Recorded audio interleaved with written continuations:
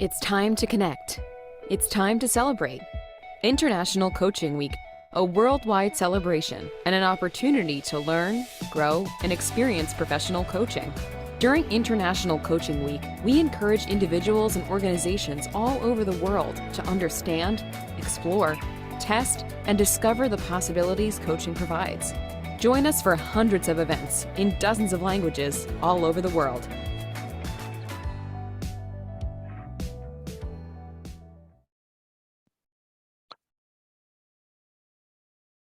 Boa noite a todos, sejam bem-vindos, sejam todos bem-vindos.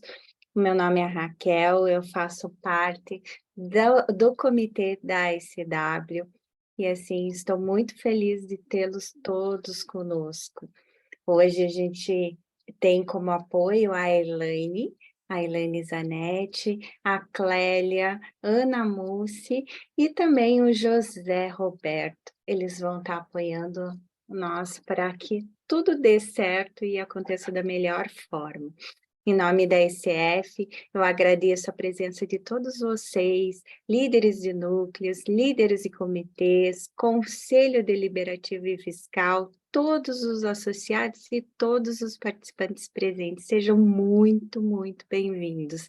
A International Coaching Week é a maior celebração dedicada ao coach profissional. Esse ano a gente completa 25 anos e que esse evento acontece no mundo todo. Quem quiser registrar ou acompanhar esse momento nas redes sociais, visitem e marquem os perfis da ICF Brasil, que serão colocados no nosso chat, tá bom? Quem quiser também gravar um vídeo com a sua impressão da ICW e nos enviar, o nosso apoio colocará também no chat como vocês devem proceder nesse sentido. O evento ele vai estar sendo gravado e vai ser disponibilizado nos nossos canais do YouTube. Esse evento também concede créditos de educação continuada, e essa solicitação, no final, vai ser enviado um link para vocês preencherem um formulário. É importante que vocês preencham para poderem receber esses créditos. Hoje também a gente tem aí o apoio da BRH, então a BRH está aí nesse painel conosco, a BRH São Paulo, com o tema Desenvolvimento das Lideranças pelos RHs. Então, nós temos a participação da Edna Bedani, Elisa Pierobon, César Bresciani e Alexandre Marins. Né? Sejam bem-vindos e obrigados por estarem conosco nessa semana tão especial para nós aqui da ICF. Tá? Então, a Edna, ela vai estar fazendo a parte aí de moderação desse painel, então ela vai estar como mediadora, né, passando aí. Então, vou passar palavras para a Edna. A Edna Bedani, ela é vice-presidente do Conselho Deliberativo da BRH São Paulo. Ela é psicóloga e mestre em administração pela UMESP, com especialização na área de administração e gestão estratégica. Ela é aluna especial do doutorado no Instituto de Psicologia da Universidade de São Paulo, USP. Formação em coaching pela ICI e neurocoaching pela Neuroleadership Institute. Ela tem mentoria pela Global Mentoring Group, Rocket Mentoring School, aconselhamento de carreira pela Farol de Carreira e multiplicadora de estruturas libertadoras pela Aprendiz Global.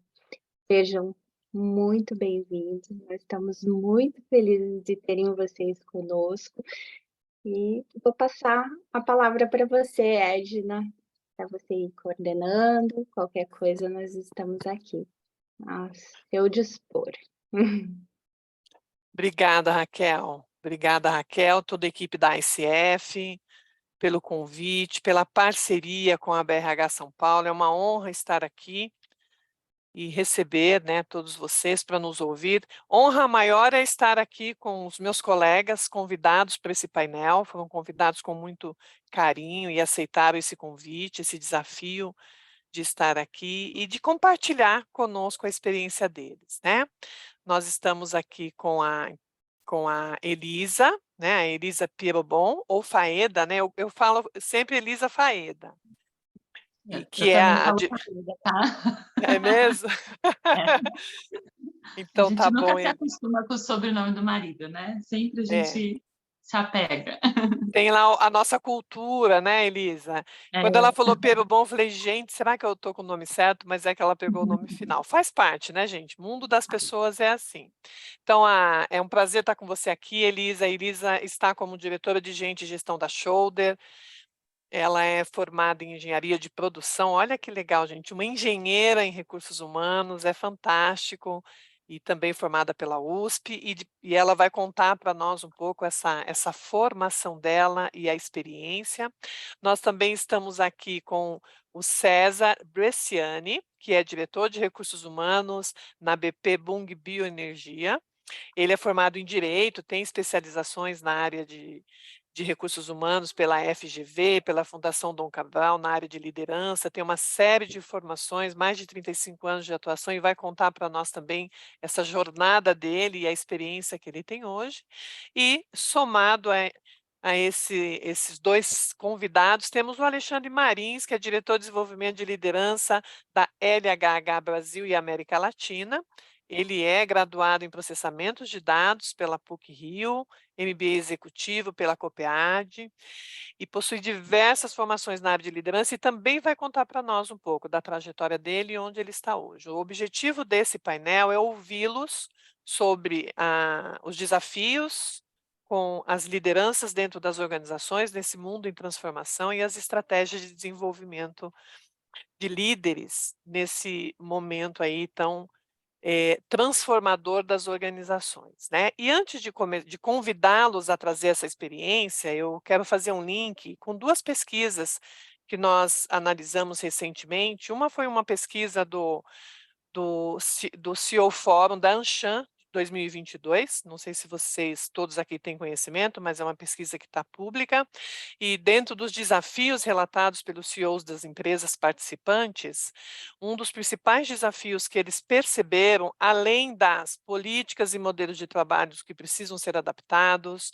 a preocupação com a atração e retenção dos talentos dentro das organizações, quais são as novas estratégias para isso, toda a questão de cultura organizacional e as adaptações necessárias. Um dos pontos que mais os preocupam é a relação entre líderes e liderados no pós-pandemia. Eles acreditam que foi um dos pontos que mais sofreram impactos com a pandemia, em função do distanciamento físico que ocorreu com todos nós. Então, eles têm uma preocupação muito grande de como fazer essa retomada e estabelecer essas conexões de forma produtiva e engajadora.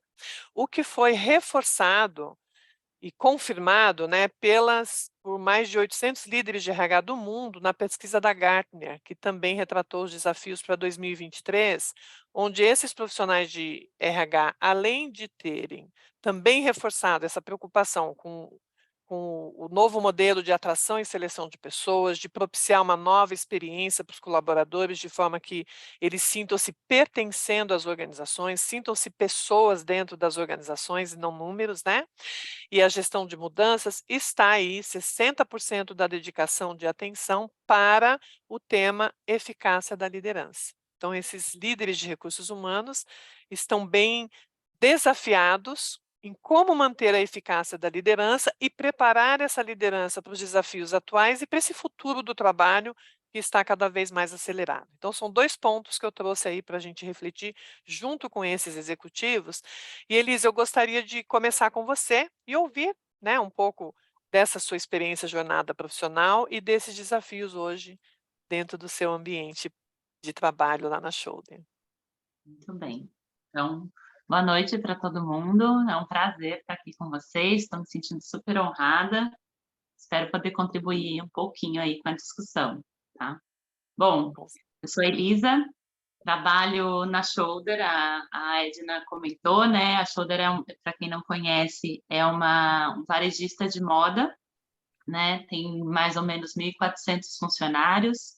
A gente tem cerca de 80 lojas espalhadas pelo Brasil, mas também a gente vende atacado, então está mais de 800 pontos de venda. É uma marca que tem uma presença nacional, né?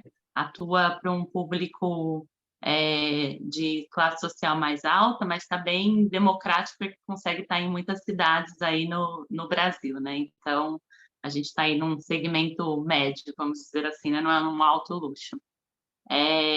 Bom, eu estou na Shoulder há 6 anos, né? E eu fiquei super feliz quando eu vi essa pesquisa que a Edna trouxe, porque a gente sente que os nossos desafios não são diferentes dos desafios da maioria das pessoas, né? Então, eu olhei aquele gráfico que a Edna mandou um pouquinho mais cedo para a gente, falei, nossa, para mim faz bastante sentido. E eu acho que essa questão do desenvolvimento da liderança, né? Eu acho que eu tenho um carinho ainda mais especial por esse tema, né? Eu sou engenheira de formação, como a Edna comentou. Eu comecei a trabalhar no processo de estágio numa multinacional, na P&G, e aí essas empresas têm, como acho que grandes empresas, né, tem muito essa porta de entrada para formar novas lideranças, né, ou programas de trainee, ou programas de estágio. E eu fui líder muito nova, né? Acho que eu tinha 22 anos quando eu tive meus primeiros liderados ali, recém-formada, tinha pouco tempo de trabalho.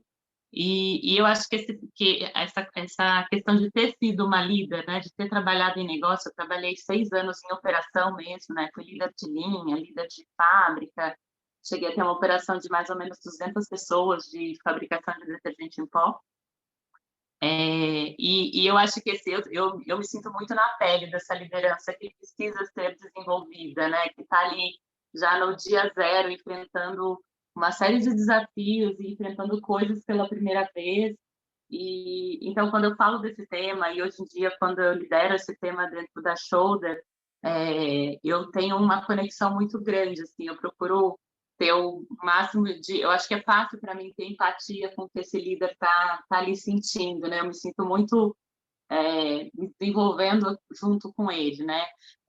A minha trajetória em RH é bem curiosa, porque logo que eu comecei a trabalhar como engenheira, eu percebi que eu gostava mais de gente do que de máquina, né? Então, eu acho que isso também não é incomum. Tenho vários colegas que também estão na área de RH, ou pessoas das áreas mais de exatas, né? E eu comecei a pedir muito, assim, né? Para trabalhar mais com temas de desenvolvimento, era o que eu mais gostava de fazer. Então, desenvolver as pessoas, dar treinamento, esse tipo de coisa. Demorou 6 anos para eu conseguir mudar de área, né? Ou pelo menos ter oportunidades ligadas à área de desenvolvimento, depois à área de RH mesmo como VP. Mas eu falo que esse encantamento que a gente tem é o que move a gente para se desenvolver, né? Então, eu não tinha o background que era necessário para estar numa área de recursos humanos, mas eu tinha muito essa vontade de aprender uma coisa diferente do que eu tinha tido como formação, né? E eu acho que quando a gente fala de desenvolvimento de liderança, eu penso, né, que a primeira coisa é isso ser uma vontade genuína, né? Uma vontade que aquela pessoa não tem que estar lá porque ela foi empossada como líder, né? Acho que a partir do momento que ela entende o quanto isso é importante, o quanto esse papel é relevante para a organização e impacta na vida de outras pessoas, ela começa a se dedicar realmente para se desenvolver, né? Enfim, essa é um pouco do meu olhar, da minha experiência. E eu acho que uma outra coisa que eu queria muito trazer, como eu trabalhei em empresas muito estruturadas, às vezes eu sentia muito que esse treinamento e esse desenvolvimento, ele vinha meio de cima para baixo, né? Ele vinha, às vezes, no momento que a gente não estava pronto para absorver, né? Então, ele vinha muito em massa, né? Então, todos os gerentes nível X vão passar por esse desenvolvimento, todos os gerentes nível Y vão passar por esse desenvolvimento. E aí, ao longo do tempo, eu acho que eu fui percebendo que é óbvio que você precisa nivelar conhecimentos, trazer conteúdos que são mais gerais para grupos grandes, mas que o desenvolvimento dessas lideranças acontece muito num âmbito do indivíduo mesmo, né? Do que aquele gestor está passando, do que ele precisa. Então, acho que até fazendo um link com a história do coaching, né, com essa... Eu sinto muito que é um complemento, eu sinto esses desenvolvimentos que a gente faz como programa de liderança, e eu também tenho isso na Shoulder, é um super desafio, ele é complementar esse desenvolvimento no nível do indivíduo, dele entender até o que ele está recebendo de conteúdo, como é que ele traduz isso em ação no dia a dia, como é que ele lida com os desafios que ele tem, utilizando essas ferramentas que ele está ali aprendendo e tomando conhecimento, né? Então, acho que esse é um pouquinho da minha história, bem rapidinho, e de como eu lido com o tema. Falando só para finalizar sobre a Shoulder, né? Eu tenho desafios gigantescos, eu tenho líderes muito novos e tenho líderes muito antigos de varejo, né? Eu tenho líderes de criação, que é um outro mundo, né? São pessoas que elas têm uma relação com o trabalho delas de muita conexão. Então, às vezes, até para receber uma crítica, para fazer uma crítica, isso é muito mais complexo do que quando a gente está falando de líderes que lidam mais com processos, né? Então, ali eu tenho um cenário muito diverso de liderança, de maturidade, e a receita que eu uso hoje em dia, o que eu tenho me planejado para utilizar cada vez mais, é de segmentar esses grupos e tentar trazer o desenvolvimento de um jeito que ele seja um pouco mais cirúrgico, né? Para não tratar, porque a pessoa tem tanta senioridade, eles são iguais. Não, eles são muito diferentes. Então, segmentar, né? Fazer como a gente faz segmentação de clientes, a gente fazer segmentação de liderança e tentar encontrar algo que é um pouco mais adequado para essas lideranças, né? Então, é um pouco da minha estratégia, vamos falar assim. Muito bom, Elisa. Obrigada aí por compartilhar. Parabéns aí por essa bela carreira. Gostamos muito de engenheiros que gostam de gente, porque não tem como, né? Onde tem ser humano, tem desafio independente da formação. Parabéns aí pela escolha e pela jornada até aqui. E daqui a pouco a gente volta com você, né? Eu gostei muito dessa parte que você trouxe do olhar o líder além do papel dele, né? Ele como indivíduo, ele como um ser humano, é um dos caminhos aí para que a gente possa desenvolvê-los como pessoas para entenderem de pessoas. Muito legal. Agora eu gostaria de convidar o César, para contar para nós um pouco mais da sua trajetória, né? Como é que você chegou nesse mundo de não só de RH, mas de desenvolver pessoas numa empresa também com tanta história para nos contar. Obrigada, Edna. É um prazer estar aqui com vocês. Muito obrigado pelo convite. Agradeço a ICF e a BRH por convite, um tema super relevante. Eu vou falar brevemente sobre a BP Bung, só para entender o contexto da nossa organização. A BP Bung é uma empresa nova, ela foi criada há 3 anos, ela é uma joint venture, e ela uniu os ativos de 2 tradicionais empresas, que é a BP e a Bung, dentro do setor de bioenergia. Então, nós tivemos a possibilidade de unir esses ativos, e o setor de bioenergia trabalha, né, para etanol, açúcar e energia.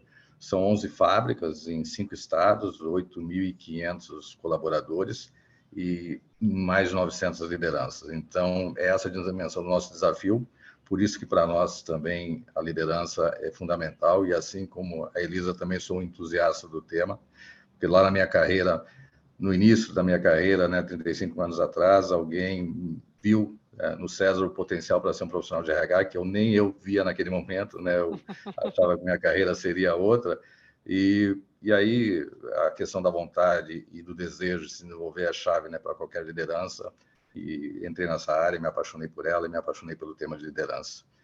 Queria abordar a liderança em 3 pontos essenciais. Eu acho que o primeiro, o impacto na organização, né? O segundo, como escolher as lideranças, né? E o terceiro, como desenvolver de uma forma assim bem prática. Primeiro, toda a cultura, né, se define através de uma liderança. O sucesso de uma empresa, por exemplo, no nosso caso, nós temos um posicionamento de missão aí, de querer ser uma empresa que seja referência no setor, e por ser uma empresa jovem, né, e combinando 2 culturas bastante tradicionais, tem uma diferencial de valores, de forma de ser percebido, que se faz através da liderança. Quer dizer, a liderança, através do comportamento dela, que ela gera o impacto pelo aquilo que ela aceita de comportamentos e pelo aquilo que ela não aceita, né? E um líder, ele tem que inspirar, tem que engajar, ele tem que construir times eficazes, e ele tem que ser aquele que, né, que promove um bom ambiente de trabalho, que pratica os valores da companhia, que faz a diversidade funcionar na prática. Então, o líder é uma força motriz de uma organização. O sucesso de uma organização se define pela sua liderança. E se o líder não está conectado com o jeito de ser da organização, isso começa a ser difícil de administrar, porque você começa a criar uma disfunção. Então, a liderança, sem dúvida, é uma peça-chave. Eu gosto muito dessa conexão que se faz entre cultura e liderança. E, então, por isso que eu acredito muito, né, na causa do líder, né, na vocação do líder. E como a Elisa falou, tem que ter vontade para ser líder. Eu costumo dizer uma frase que quem quer o cargo tem que ganhar a carga, né? Porque junto com o cargo de liderança vem uma carga grande, né? Porque é uma missão e você é um exemplo a seguir, você é um espelho a todo momento, você tem que ser alguém que inspire as pessoas pelo seu exemplo, né? Então, não é algo simples, é algo que requer muita atitude, mas eu aprendi também com o tempo, no passado a gente fazia discussões se um líder ele já nasce, né, com as suas habilidades desenvolvidas. Eu aprendi que um líder não nasce pronto, alguns podem já nascer com algumas competências que se destacam, como a habilidade de comunicação, mas as competências essenciais você pode desenvolver. Então, nós temos, assim como outras empresas, 7 competências que a gente guia os líderes de como vai ser feito um processo de desenvolvimento bem sucedido.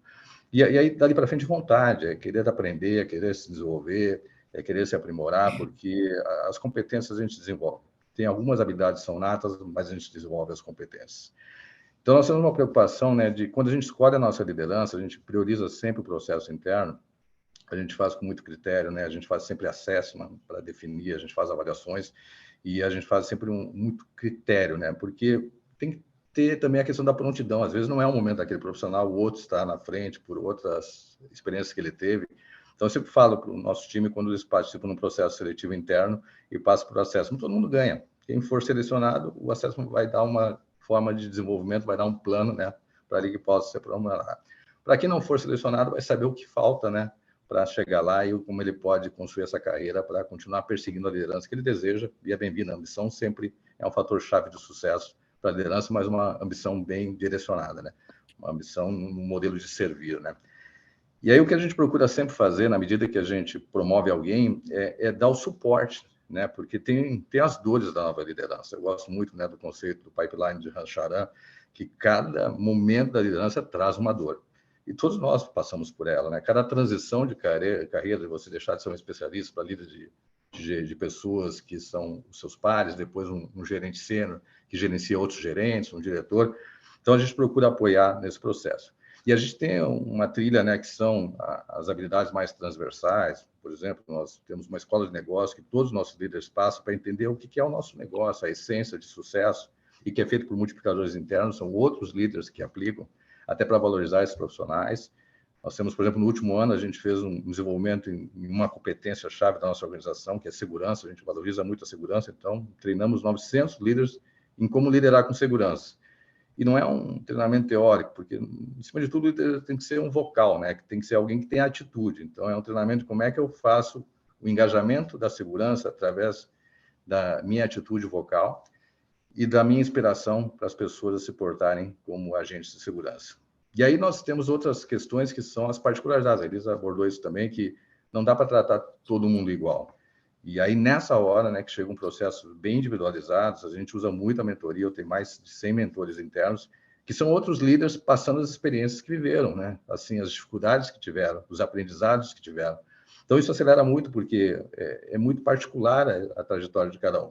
Cada um vai ter a sua necessidade, o seu olhar, e ter um colega que já passou pela jornada e já superou e teve um aprendizado, através de uma mentoria, ajuda muito.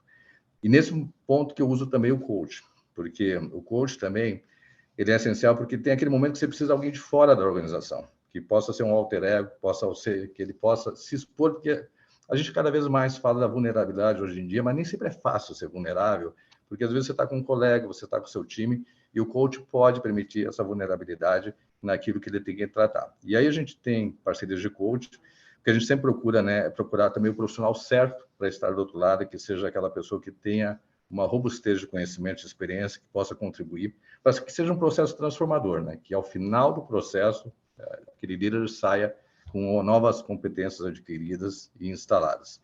Então, é uma jornada muito bacana. Eu acho fundamental a gente apoiar o líder. Não adianta a gente dar uma promoção e largar, né, o profissional nessa jornada sem apoio. Eu vivi muito na minha jornada de RH, promoções que, por vezes, não deram certo, porque as pessoas não tiveram o apoio necessário. E, por um momento, a gente pode dizer, mas a pessoa tem que pedir esse apoio. Ok, mas nem sempre é simples isso, porque as pessoas nem sempre percebem o que está faltando. E o olhar de quem está fora, ou seja o RH, ou seja o líder do novo líder, ou seja um coach, ele agrega muito. Então, eu acho muito bacana o tema, super oportuno. E, aliás, é uma prioridade desde sempre, né? Nesses meus 35 anos de RH, desenvolvimento e liderança sempre esteve nos top 5 aí de desenvolvimento. Então, mais uma vez, obrigado. Só uma abertura breve aí. Obrigado pela oportunidade. Nossa, César, muito obrigada. Obrigada por compartilhar, e você foi contando aí a sua experiência, e é interessante porque o que você trouxe é verdade. Sempre foi prioridade, e a impressão que eu tenho é que, por algum motivo, a gente sempre falha nos mesmos steps, né? De talvez não dar o melhor suporte no momento certo, também não capacitá-los para buscar ajuda quando eles precisam, se darem conta do quanto podem pedir ajuda, enfim. Tem um comportamento aí de desenvolvimento que vai se repetindo ao longo da jornada de todos os líderes, e os RHs vão vivenciando tudo isso. E é interessante você ter falado isso, porque eu lembro quando eu estava como RH numa empresa, e eu defendendo o orçamento lá para apoiar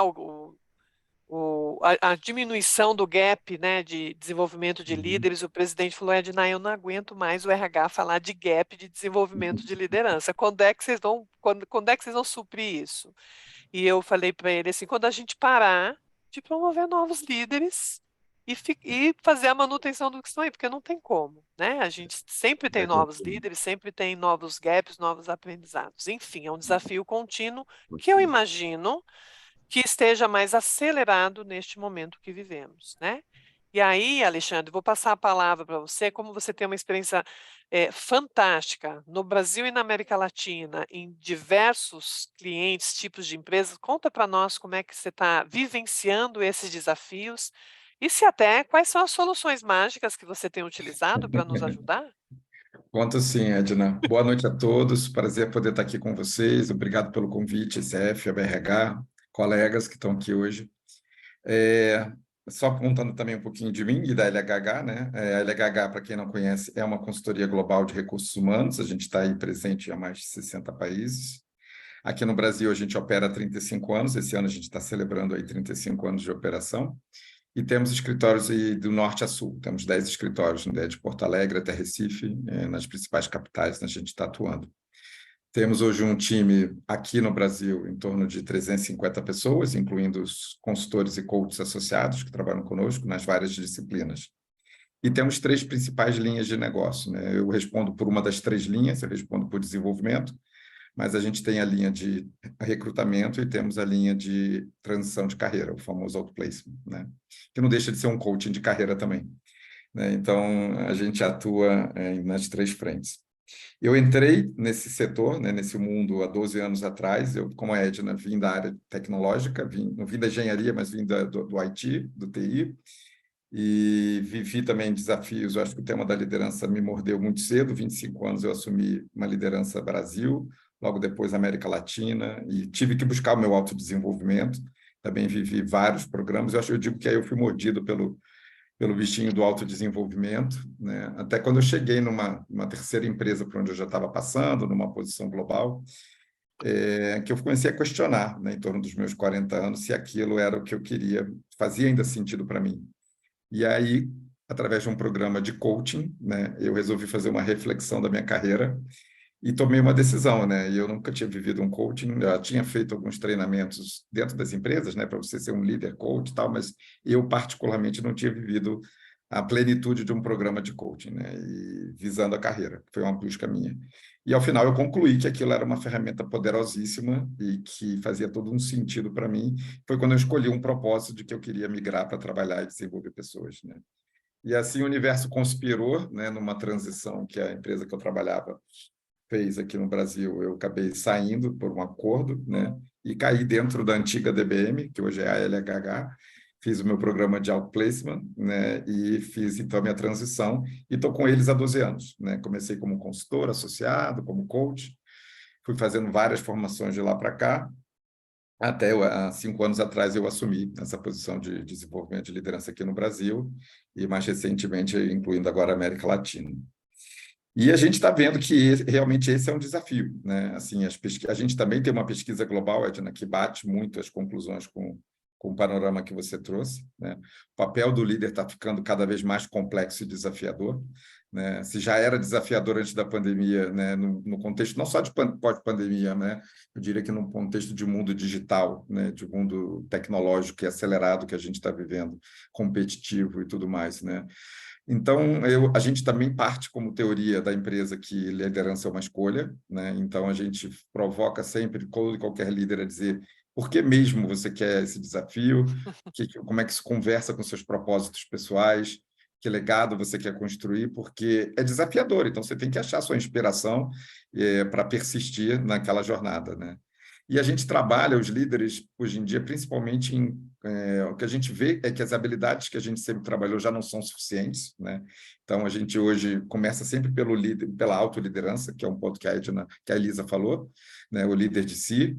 A gente trabalha o líder de pessoas, porque é um tema, principalmente nos dias de hoje, a gente vê o quão desafiador se tornou ser líder de pessoas no mundo híbrido, né? E no mundo de transformação, onde as pessoas não necessariamente se encontram, se veem na frequência que a gente tinha, né? O líder do negócio, aquele líder que tem que trazer resultados, porque as empresas estão acelerando e querem ter resultados rápidos e progressivos, né? E intensos. Então, a gente precisa trazer resultados e as empresas continuam se transformando e vão continuar se transformando cada vez mais. Então, a gente também precisa de um líder que tenha habilidades transformacionais, um líder que tenha um viés estratégico, um viés inovador, um viés que promove as mudanças, né? Então, quando a gente soma tudo isso, é complexo, né? Como o César também estava trazendo, é desafiador. E a gente parte sempre do talento da pessoa, né? Aquilo que o César também comentou. Cada um tem o seu viés, aquilo que já é nato seu, aquilo que você foi desenvolvendo ao longo da vida, mas frente ao seu momento atual, frente à empresa, o contexto que você está vivendo, a cadeira que você está dando conta, o que aquilo demanda de você como seu desenvolvimento imediato, diria, de curto prazo, né? E a gente usa técnicas variadas, Edna, aí falando até um pouco também do que os clientes têm mais demandado da gente, né? Então, acho que os treinamentos de liderança mudaram muito, né, ao longo dos últimos anos. Hoje são treinamentos que a gente chama de jornadas múltiplas, onde a gente traz estímulos variados, começando pelo autoconhecimento, porque sem ele se conhecer e saber exatamente o que ele tem e o que ele pode se desenvolver melhor, não tem desenvolvimento. A gente aporta conhecimentos nessas dimensões todas que a gente acabou de falar aqui. A gente provoca ele para ação, porque também no conceito do 70-20-10, né, a gente tem que levar o aprendizado para a prática. As organizações que estão investindo no desenvolvimento, elas esperam um resultado, e o resultado vem da prática, né? E entra a sustentação. E a sustentação normalmente é feita em coaching individual, pequenos grupos, né? Então, a gente mescla tudo sempre que possível, sempre que orçamento disponível para uma jornada complexa dessa, a gente diz que é o modelo ideal, né? Óbvio que a gente ajusta no tamanho, na duração, na profundidade, de acordo também com a disponibilidade da agenda. A agenda tem sido um desafio, né? Os líderes, justamente por essa aceleração, estão muito pressionados. Então, hoje em dia é híbrido, também fica cansativo. Então, ficou muito tempo só virtual, agora a gente voltou para um híbrido, então as empresas procuram dosar, porque o momento presencial também energiza, né? Você poder encontrar com as pessoas.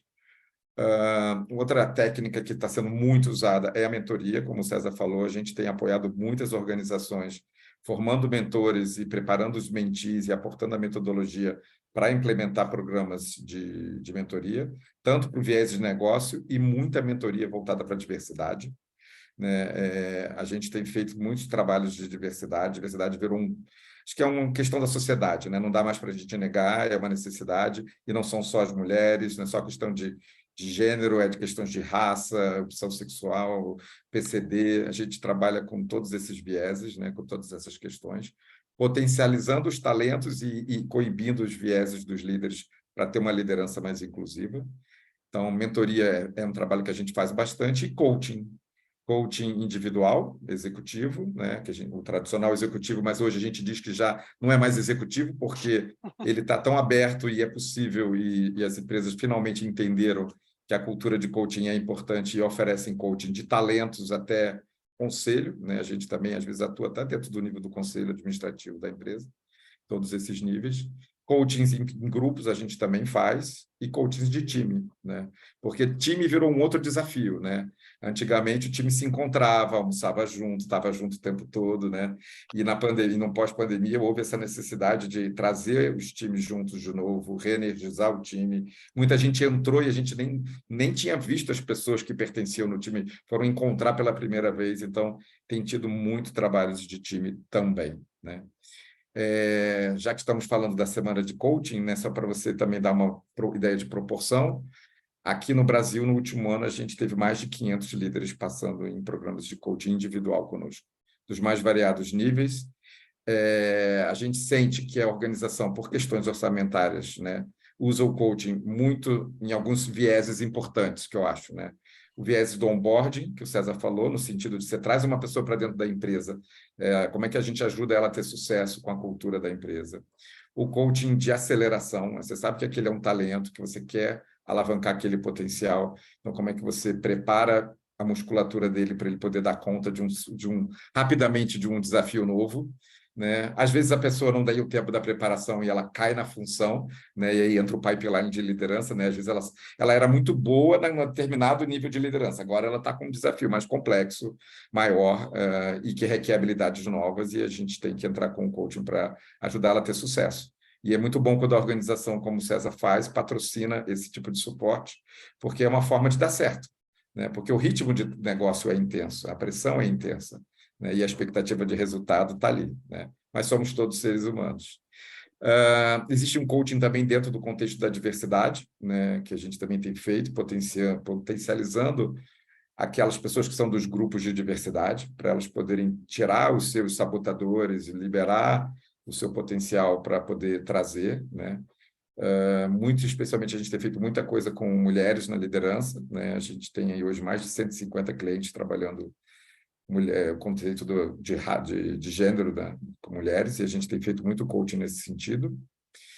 E que mais que a gente... E o coaching de time, como eu falei para vocês, que é um outro viés bastante importante. Então, e o que a gente fez globalmente, até como a gente entende que o coaching é uma missão, no sentido de como democratizar o coaching, lançamos há alguns anos, no meio da pandemia, por coincidência, né? A gente já estava em laboratório desenvolvendo uma plataforma de coaching digital.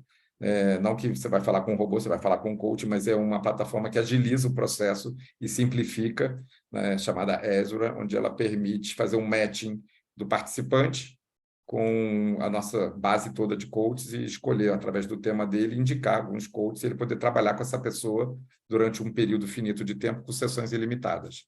E, por ser digital, tem um custo super mais acessível e dá para democratizar, né? Você consegue oferecer coaching em larga escala dentro das organizações. Lá fora do Brasil, ela virou um sucesso. Existem outras plataformas como essa, a gente sabe de concorrentes globais também no mercado, mas vem crescendo muito porque é a forma de realmente empoderar o desenvolvimento, né? Com menos intervenção do líder acompanhando o tempo todo, mas é literalmente dizer, olha, esse é o seu desafio, estou te dando o suporte, faça bom uso, você ganha essa licença, você pode trabalhar coaching durante 3, 6, 9, 12 meses com o suporte de um coach durante o teu processo. E isso está sendo um sucesso. Aqui no Brasil tem alguns clientes nossos que também entenderam o potencial e têm patrocinado, né? Teve um banco, por exemplo, ano passado, que deu para mais de 250 pessoas durante 2 anos, né? Na verdade, diluído em 2 anos, 250 líderes passaram com a gente na plataforma. Então, essas são algumas formas. Eu vou parar aqui, porque o pessoal da turma também que está assistindo deve ter perguntas para a gente, mas essas são algumas dicas aí, possibilidades que a gente tem usado. Muito obrigada, Alexandre. Nossa, quanta informação boa você trouxe, viu?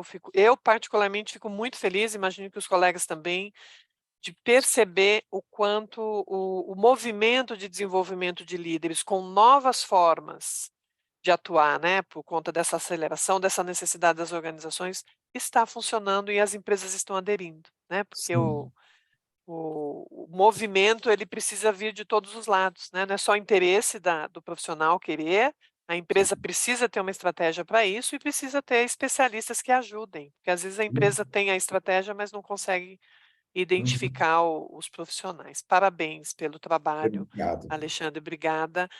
E reforço aí os parabéns e o agradecimento para a Elise e para o César também. Tenho aqui alguns pontos anotados, mas eu acredito que temos perguntas no chat, então vamos ouvir. E eu não sei se as colegas da ICF vão nos passar, já selecionaram algumas? Eu passo aqui. Por Tem gentileza. umas perguntas da Carla Zana, Uhum. e ela pergunta assim: o que leva em consideração na hora de escolher um coach ou equipe de coaches para atender os líderes da sua empresa? Os critérios diferem dependendo do nível hierárquico do profissional? Também tem mais duas da Carla Zana. Quando investir no desenvolvimento humano é estratégico, de fato, para o seu negócio? Desenvolvimento é um dos pilares da cultura da sua empresa? Quais são as evidências? Poxa, perguntas bem poderosas, hein, Carla? Obrigada. E eu convido aí quem quiser responder, quem quer Posso iniciar e começar, depois Edna? alguém complementa. Você começa, César, Posso? por Bom, gentileza? começo sim. Primeiro, eu costumo utilizar coaches direcionados para cada necessidade, porque, assim como o líder, cada um tem uma habilidade, o coach também. E como o Alexandre bem definiu, né, eu tenho alguns coaches que são melhores para o onboard da primeira liderança, eles dão os fundamentos. Tem outros que, quando o profissional está num momento de transformação mais desafiador, tem um coach que talvez tenha que ser mais provocativo em relação ao olhar do que ele está vivendo. E às vezes você tem um profissional que é mais sênior, eu também procuro, na contrapartida, um coach que tenha passado, né, uma experiência similar para poder ter uma troca de experiências aí robusta, né? Quanto aos critérios, assim, normalmente são lideranças gerenciais e acima, até pelo nível de complexidade do cargo.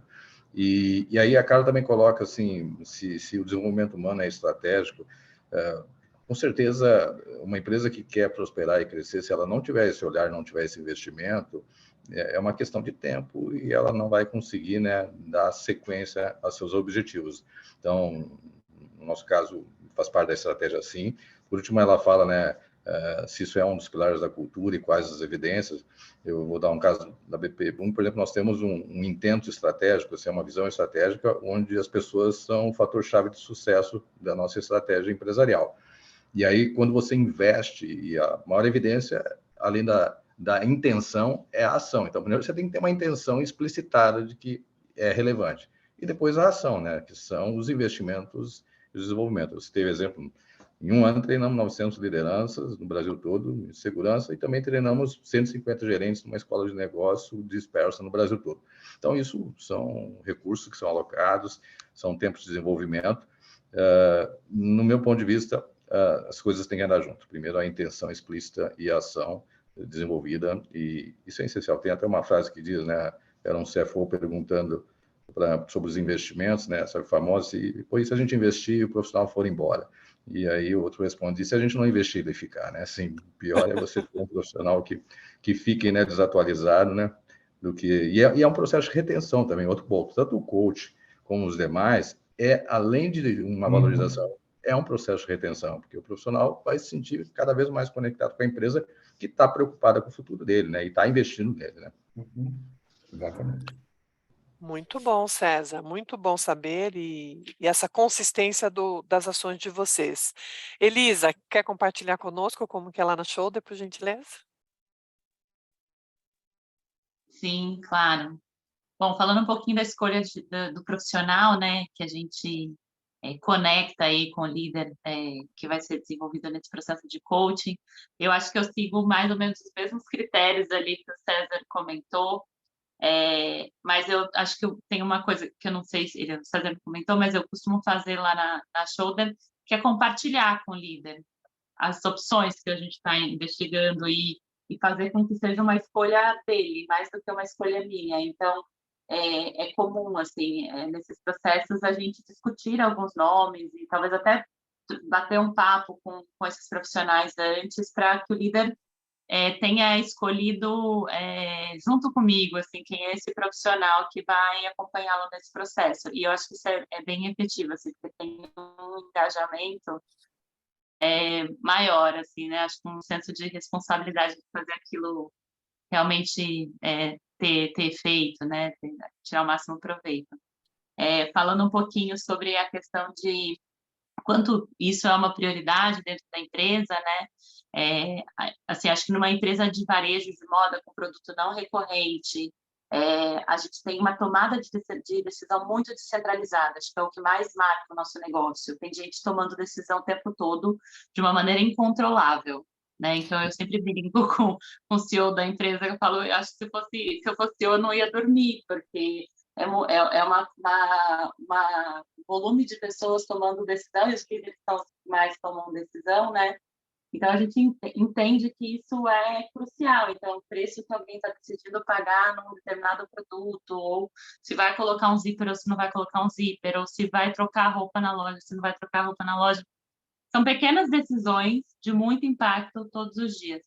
Então, eu acho que isso torna quase que inevitável que gente seja um dos pilares do negócio. A gente tem isso declarado, né, dentro da empresa, mas eu falo que é mais do que declarado, assim, é sentido, vivido e é uma emoção que a gente sente todos os dias, assim, quanto que a gente depende daquelas pessoas que estão ali tomando a decisão.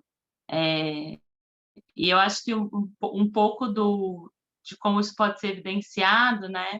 Eu acho que é realmente nesse esforço que a gente faz para desenvolvê-los, né? E de como a gente coloca isso como intenção. Então, a gente tem ali um dos pilares do nosso planejamento estratégico é transformar os nossos líderes em melhores e mais admiráveis.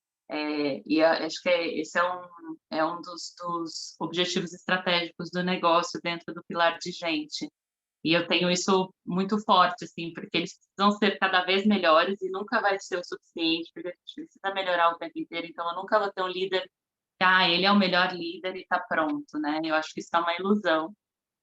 Eu já tive momentos onde eu era uma líder muito boa e momentos posteriores onde eu não estava sendo uma líder boa, né? Então, não existe uma linha de chegada. E essa coisa da admiração, eu acho que tem muito a ver com a cultura da empresa, né? A gente até falou quanto o exemplo do líder fala mais do que qualquer coisa, quanto as atitudes dele é que realmente guia a cultura da empresa. Então, a gente traduziu como admiração, né? Mas é um jeito de mostrar o quanto isso está sendo percebido, né? Mais do que declarado, falado. Então, acho que esse é um pouco do que eu vejo lá. Muito bom, Elisa, excelente. Excelente ouvir quando você fala do varejo, né? A gente fica vendo é mais fácil ver o seu produto no mercado do que o produto do César. Então a gente fica se colocando ali, né? As tomadas de decisão envolvem nós consumidores, né? É mais Exatamente. vivo. Que interessante. Exatamente. E eu vou passar para uma pergunta que tem aqui sobre competências, Alexandre, para que você responda, que aí você tem a visão também dos outros clientes que você atende, né? Raquel, você pode trazer para nós? Você quer que eu veja? Sim, eu passo. Com a pós-pandemia, quais as competências estratégicas estão sendo priorizadas nesse processo de coaching para a liderança em termos de equilíbrio emocional, períodos de incerteza, guerra, recessão mundial, cenário econômico e conflitos de gerações? A Adriana agradece para responder essa pergunta. Bacana. Tá, Obrigada. joia. Vou comentar um pouco, né?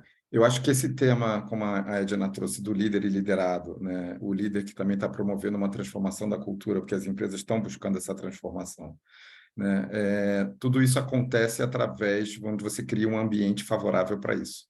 Então, como que a gente consegue um líder que seja capaz de construir um ambiente de segurança psicológica, que consiga construir conexão com a equipe? Não é simplesmente você estar próximo, não. É mais do que próximo, é ter realmente uma relação de conexão com a pessoa, onde você traz a empatia, onde você se coloca no lugar da pessoa, onde você provoca, mas, ao mesmo tempo, apoia, né? Acho que você tem esse binômio de desafiar, provocar, mas, ao mesmo tempo, apoiar a pessoa a dar conta dos seus desafios, né?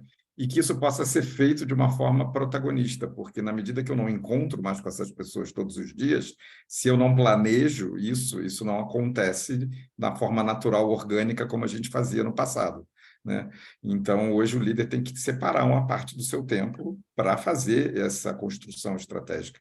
E isso muda, na minha visão, um pouco o papel do líder de como era no passado, né? Antes tinha uma questão orgânica que naturalmente acabava influenciando e levando, né? Hoje as reuniões de time, a maioria são virtuais, hoje a maioria das pessoas estão ocupadas, a gente pouco tem tempo para celebrar e para energizar o time. Então, você precisa ter um papel estratégico na gestão de pessoas.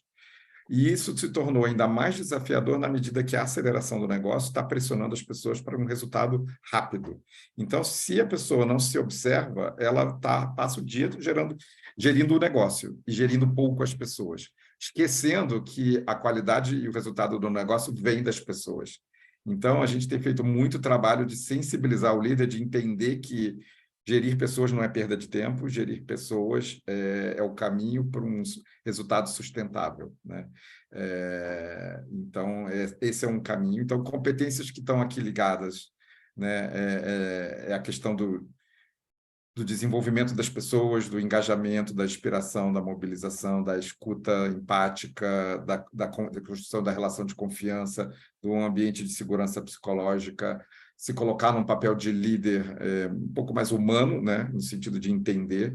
A pesquisa que a gente fez também apontou duas coisas que me chocaram muito, dizendo que 30% das pessoas que foram entrevistadas em, sei lá, 20 mil pessoas no mundo, só 30% disse que nunca tinha tido uma conversa de carreira. Como que 30% de pessoas nunca tiveram uma conversa de carreira com um líder na vida, né? E somente 20% disse que tinha coragem de admitir que tinha uma questão emocional, de saúde emocional perante a empresa para poder abrir isso com o líder. Isso também me fala de que não existe esse espaço entre líder e liderado para você também poder ter esse tipo de conversa. E quando a gente vai para o viés do negócio, né, o que a gente tem trabalhado estrategicamente é exatamente a visão estratégica, né? O líder ele não precisa, ele sai daquele papel de executor, né, de simplesmente desdobrar uma estratégia num plano de ação concreto e fazer essa estratégia acontecer, mas ele tem que ter um papel de olhar o que está acontecendo ao redor, de questionar o status quo, de promover melhoria contínua, de trazer inovação, de correr riscos, né, de aprender com os erros, né? Então, acho que são competências também que não eram tão naturais no passado para os líderes, e a gente vem trabalhando bastante isso, né, com a liderança. Muito bom, Alexandre. Está fácil, né? Super fácil. Super.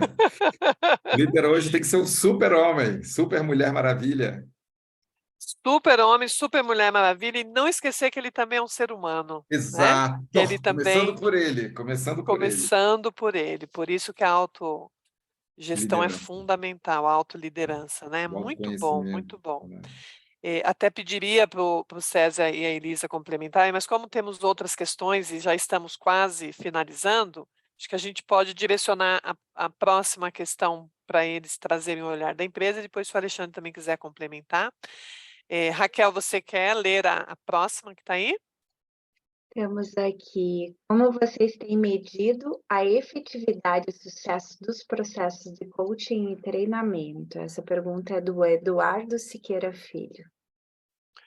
Ok. Uhum. Elisa, quer trazer a sua experiência? Como é que você mede isso? Depois o César complementa. A gente trabalha com alguns key results, assim, que ajudam a gente a acompanhar um pouco sobre essas tendências, assim, de como isso tem impactado na prática, né? Então, é óbvio que a gente olha turnover de liderança, retenção dos top talents, a gente acompanha essas métricas, as próprias reações aos treinamentos, né? Nível de engajamento dentro dos treinamentos. A gente parte do princípio de que nada é obrigatório, então, e aí é um desafio para a área de treinamento e desenvolvimento, porque eu falo que a gente tem que ser mais legal que o Netflix, né? A gente tem que, de alguma maneira, a gente compete muito com a atenção desse líder, e a gente acha que é porque a gente gastou um tempão pensando nesse projeto, nesse treinamento, nessa trilha, todo mundo vai amar só pelo esforço que a gente teve. E não é verdade, né? Então, a gente tem que ser muito legal. Então, eu sempre brinco sobre esse tema, porque eu acho que esse é um desafio, assim, você ter um engajamento, quando você não está obrigando as pessoas a fazer alguma coisa, é um sinal de que aquilo está tendo algum valor, porque a gente, ser humano, coloca energia onde ele tem retorno, né? Então, essa também é uma outra métrica que a gente usa bastante, e a gente usa, por exemplo, na plataforma de clima e engajamento, como a gente vê acompanhando essa avaliação sobre os líderes, sobre o sentimento de justiça, sobre alguns aspectos ali que envolve muito a atuação do líder como o ponto onde a empresa está cuidando do clima e do engajamento do colaborador. Então, a gente acompanha isso como tendências, assim, é óbvio que eu acho que uma métrica sozinha nunca vai dizer exatamente se aquilo foi efetivo ou não, mas a gente tem tentado aí, de alguma maneira, mostrar que o esforço vale a pena. Muito bom, muito bom. Gostei desse, hein? A gente tem que ser mais legal que o Netflix. Adorei, Elisa. Depois eu quero ver esse KPI, tá? Compartilha conosco depois. E Legal. César, como que vocês mensuram lá?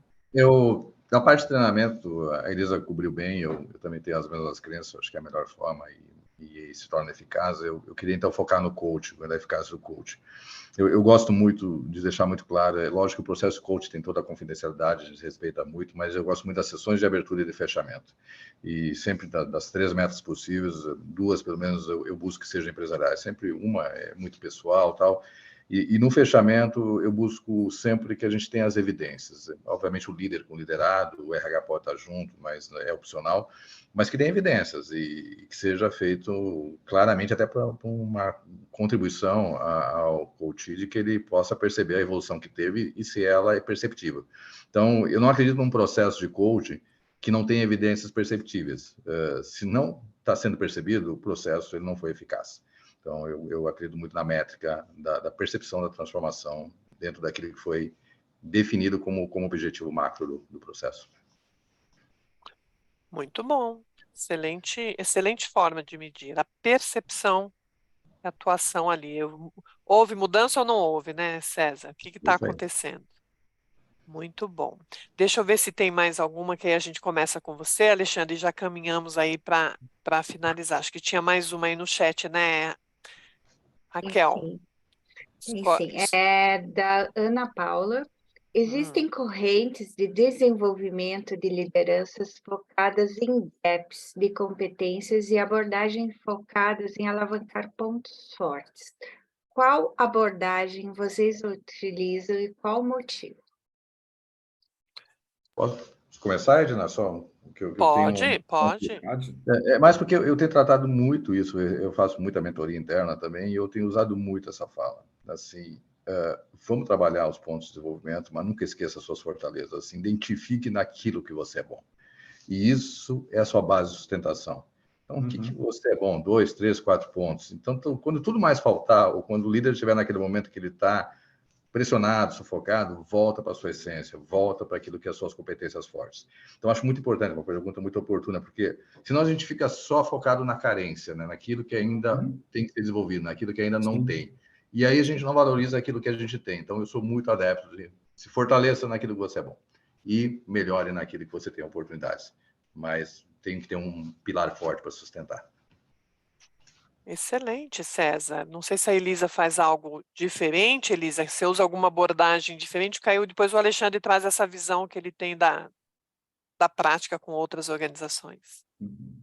Não, eu concordo 100% assim, com o que o César falou. Eu acho que a gente não tem que escolher entre uma coisa e outra, né? A gente tem que balancear as duas coisas quando a gente está desenvolvendo esse líder.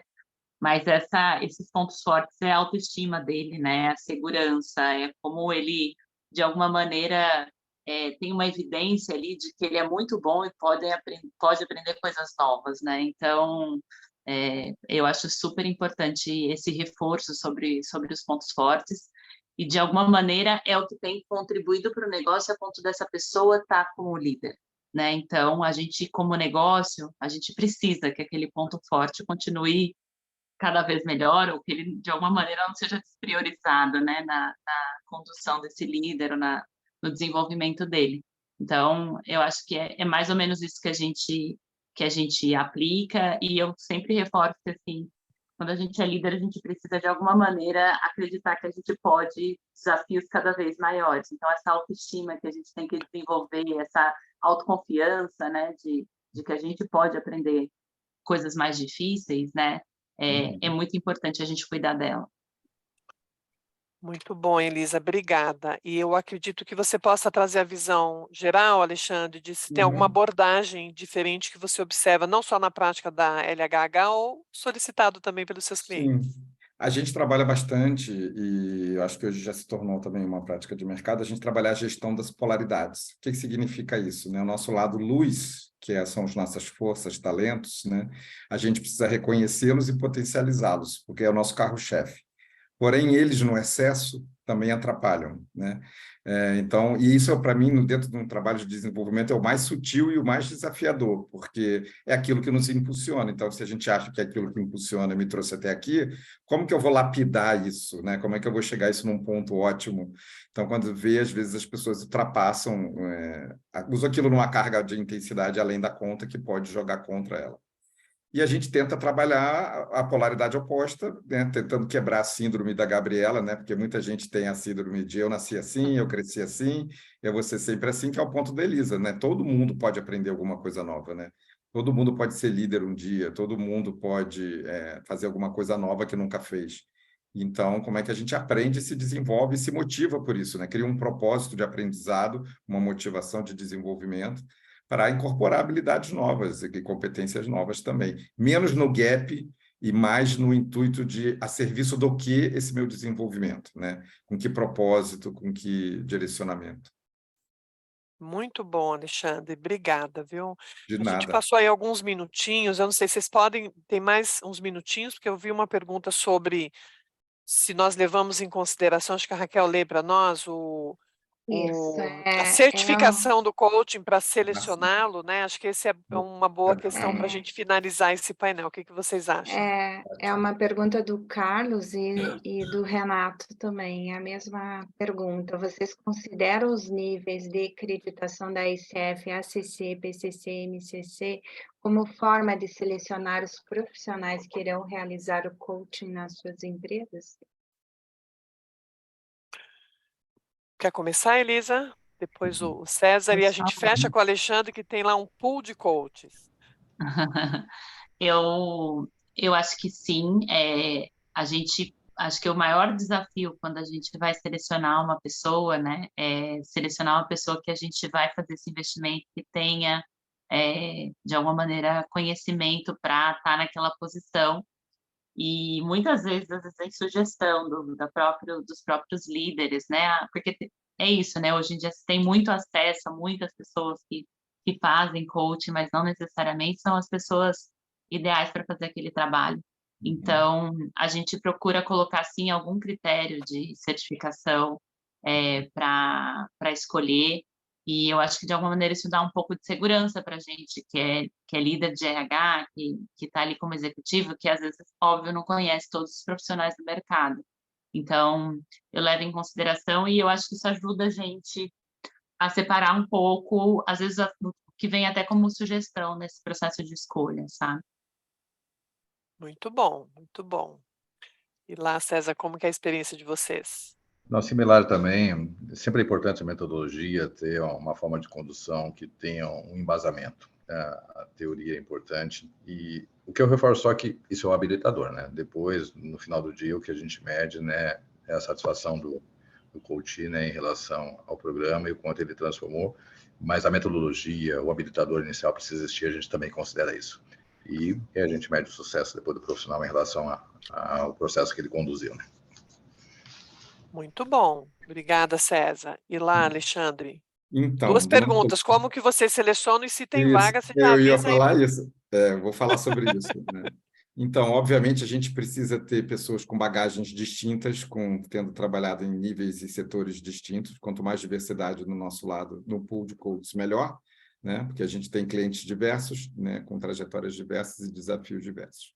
Mas os pré-requisitos, para além da bagagem profissional, é ter feito uma formação de coaching que é homologada pelo CF, né?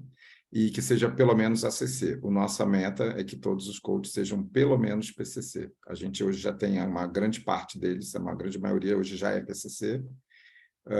Óbvio que você chega um coach novo, que é uma pessoa que tem uma trajetória super experiente, já tem um nome, né, no mercado, é óbvio que ele ainda não é PCC, ele entra e a gente vai incentivar para que ele chegue lá e vai apoiar no que for possível para ele completar a certificação dele. Mas a gente usa isso como um diferencial e a gente tem essa parceria, né, com o ICF já há Legal. muitos anos.